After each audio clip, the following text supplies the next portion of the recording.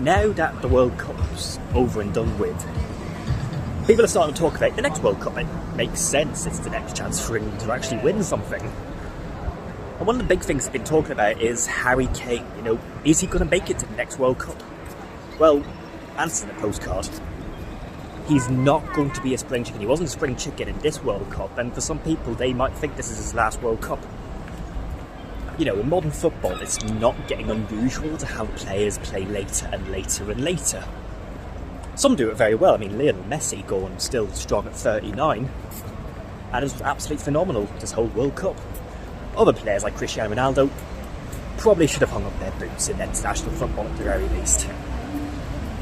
But I want to talk about England's teams in general as well, because if you look at this English team, not a lot of these players couldn't be called up to the next World Cup. Off the top of my head, we're going to talk about Harry Kane, Jordan Henderson, who I wouldn't have called up anyway in the first place, to be perfectly honest with you. But second of all, what did he do at this World Cup apart from getting injured? I can't remember anything. And it's really difficult to find players who can get injured or sit on the bench. So that's not exactly a big loss. Dan Burn, for 34, he's not going to make it to the next World Cup. Did a brilliant job. But again, it's not difficult to find a player who is tall and can win balls in the box. Pickford in goals, he's not even going to be that old at the next World Cup. He's still very possibly going to be playing at the top level. Even then, you have James Trafford behind him, who looks like the heir apparent. Or you've got Dean Henderson.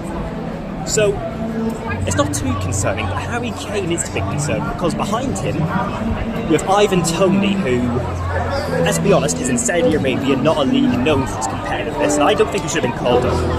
I maintain I don't think players from Saudi Arabia should be called up, they should be playing in a genuinely competitive league. But, as well as that, you'll have Ollie Watkins, he'll be 32, that's not out of the realms of possibility. But England don't want to go into a World Cup with a 32-year-old Ollie Watkins as their starting striker, do they? He's a decent backup, he's a decent Premier League player, but it doesn't strike confidence into a team that wants to win it. But what I think is really, really interesting to know is 4 years is a very, very long time. Because people might be looking at young English strikers now going, oh, look at Liam Delap, struggled at Chelsea. In 4 years' time, Liam Delap might have got to move to somebody like Everton and revived his career. Could be striking at Man United, could be at Liverpool, God knows. But Harry Kane himself went from almost nothing to one of England's best strikers within the space of 4 years. So at the time of the 2014 World Cup, he was off the back of a failed loan spell at Norwich. He made 3 appearances, no goals. Recalled to sit on the bench for Tottenham, played in a couple of games, got a couple of goals, but certainly not showing the form that would make him the striker we know today. Before that, he had a spell at Millwall. I think it was 22 games, 7 goals in the Championship, which respectable numbers. But again, that's not showing what Harry Kane would later become.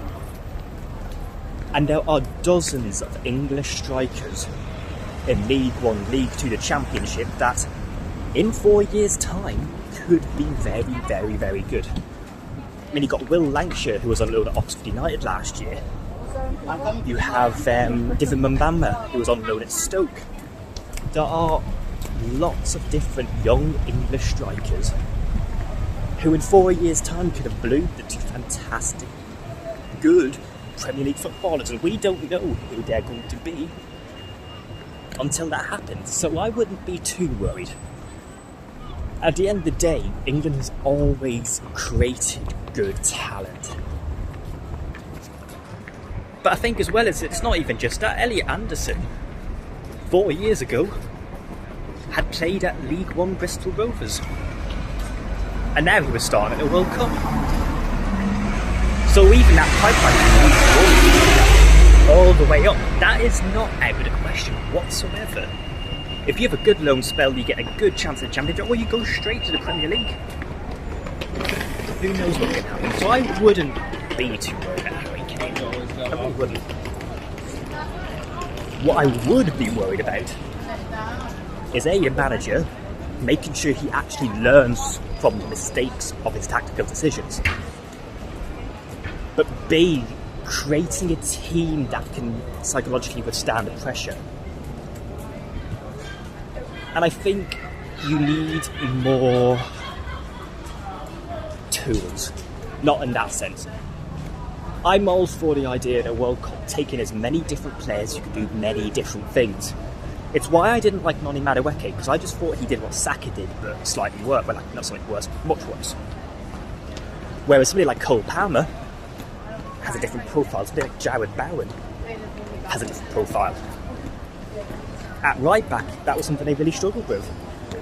And as much as I understand not calling Trent up, there's nobody else on the planet who at right back can find a pass like he can. England have to make sure they're creating not just a good young striker, but strikers can do different things. Ideally you want somebody young and quick, but also a target man, somebody who could be thrown into the box 80th minute and throw crosses into 6'5", 6'6". Those sort of strikers are perfect, because how did England lose? A cross into the box, Lautaro Martinez, not a small fella, lobs it in. So don't worry about Harry Kane. He's good. He is good.